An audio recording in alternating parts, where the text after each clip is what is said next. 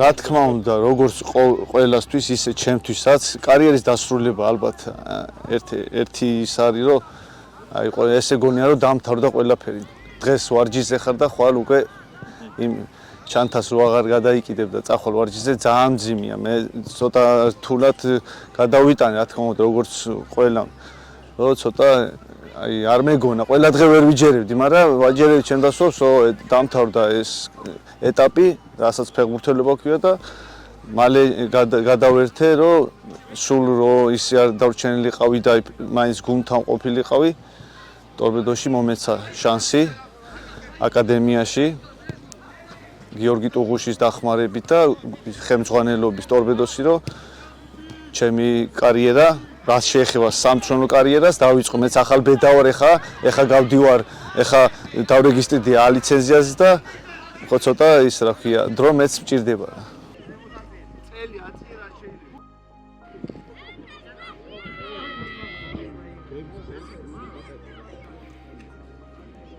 ფეხბურთელის თვალი დანახული სულ სხვა ყოფილა. უკვე მწვრთნელი რო ხარ, ვაფშე სხვანაირია. რა თქმა უნდა, მე მუშაობ 19-ში, ქუთაისის ტორპედოს 19-ში, დამხმარე მწვრთნელად. შოთა ბაბუნაშვილია მთავარი მწვრთნელი. საკმაოდ კაი გუნდი ყავს, მესამე ადგილზე ვიმყოფებით ახლა და ვძოლობთ, რომ ეს სამეული დავიკავოთ მესამე ადგილი მინიმუმ. რა თქმა უნდა, მეხმარება ახლა ბაბუნა უცხო არ არის და უფრო კომუნიკაცია და უფრო ადაპტაცია არ გამიჭირდა, რა თქმა უნდა და მოხარული ვარ, რომ ამნაირი ადამიანის და ამნაირი მწვრთნელის გვერდზე მუშაობ. ბაბუნაც ეხა გადის პროლიცენზიას და ეგაც იზრდება როგორც მწვრთნელი. ფიქრობ, რომ ძალიან ნიჭიერია და მიაღწევს, რაც საჭიროა და რაც თავის მიზნებში დევს. ვიცი მე ეს, რომ რაც აქ ნათქვამი, რომ და ვნახოთ, ყველაფერი წინ არის. რაც შეეხება ქუთაისის ტორპედოს 2010 წელი იყო, რომ დავბრუნდი პირველად.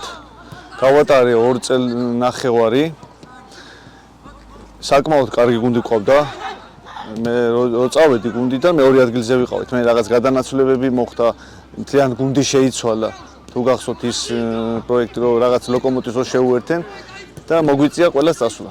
მე რაღაც ეტაპი სხვა გუნდებში გავატარე და ისევ დავბრუნდი, რაც ჩემთვის ყოველთვის როცა დამიზახებდნენ ხელაწეული მოვბოდი ტორპედოში, ესე ვთქვა და ძალიან მოხარული ვარ. 2016 წელი იყო, კობა ჟორჟიკაშვილის დიდი მადლობა ამისთვის, რომ დამიძახა გუნდში და მეც სიხარული დავთანხმდი.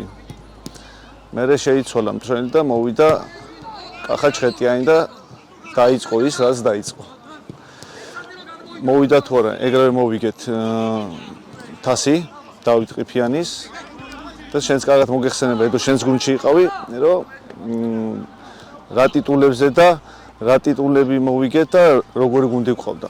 რაც შეეხება ჩემ კარიერას და ჩემს იმას, რა ქვია, გავლენ საფეხბურთო სიტუაციას, ტორპედოში ისე მიხარია, რომ ისე მიხარუდა უფრო სწორად და ეხლაც მე გადავალ ამ თემაზე, რომ აი თითქოს ეხა თბილისელი ვარ მე და თითქოს აქ დაბადებული გაზრდილი მგონია თავი და ყველას თითქმის მგონი ვარ ქუთაისელი.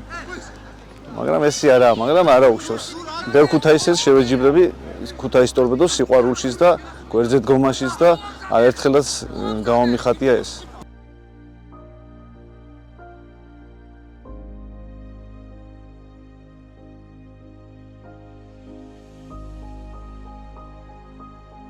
იმ ტორპედოს იმით გამოვყო პირველ რიგში, მე რო ვიყავი, რომ აი ძალიან შეკრული და ძალიან აი რო იტყვიან მეგობრული და ერთი სული რო გვაერთიანებდა და გული, აი ეგ იყო, იმიტომ რომ უამრავი პრობლემები იყო, ეს ფინანსური, ბევრი და იმის და მიუხედავად სტადიონზე რო გავდიოდით, ჩვენ გასაკეთებელს ვაკეთებდით და ეგ ტიტულებითაც ჩდებოდა, რომ არაფერს არ ვიხებდით უკან.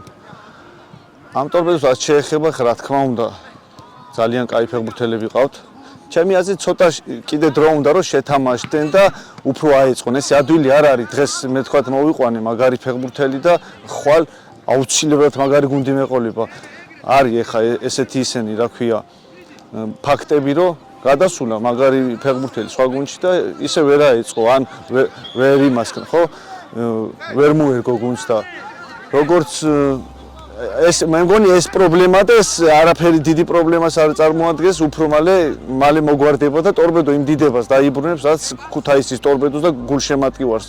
მე ცალკე აღნიშნავ, რომ ქუთაისო გულშემატკივარი ყავს, არ მგონია საქართველოში ვინმეს ყავდეს ეგეთი ხურვალი და ყოველთვის რომ შენ გვერდზე იდგეს, აგებ, იგებ, თუ რა აქვს მნიშვნელობა, ყოველთვის შენ გვერდზე დგას და ამხელა სტიმული და მუხტია, რომ ამხელა გულშემატკივარი და ამდენი ადამიანი დაყვება გინ გასვლაზე, გინ სახში, მე-12 ფეხბურთელია რომ იტყვიან, ტყუილა არ იძახიან. ინფრასტრუქტურას შევეხოთ, რა თქმა უნდა, რადიკალურად სახეცვლილება აქვს, იმიტომ რომ ხედავთ ბაზაზე როგორ მიდის ყველაფერი, როგორი სტადიონი აქვს ისა კლუბს, 2 სავარჯიშო მოედანი, მაშინ მოგეხსენებათ, რომ არ იყოს ის პირობა, ძველი სურათებსაც თუ ნახავთ, სად ვარჯიშობდით, იმასაც ნათლად ჩანს და ეხა მაგ ხრივ და ეს ფინანსური მხარე მნიშვნელოვანია, რა თქმა უნდა, ფეხბურთში და ეს ინფრასტრუქტურა და სავარჯიშო პროცესი რომ კარგად წარმართოს, პირველ რიგში არის მინდორი უნდა ქონდეს წესიერი, რომ ის აზროვნები მწვრთნელმაც და ფეხბურთელმაც გამოავლინოს და ეს პრობლემა გადაჭრილია დღესდღეობით ქუთაის ტორპედოში.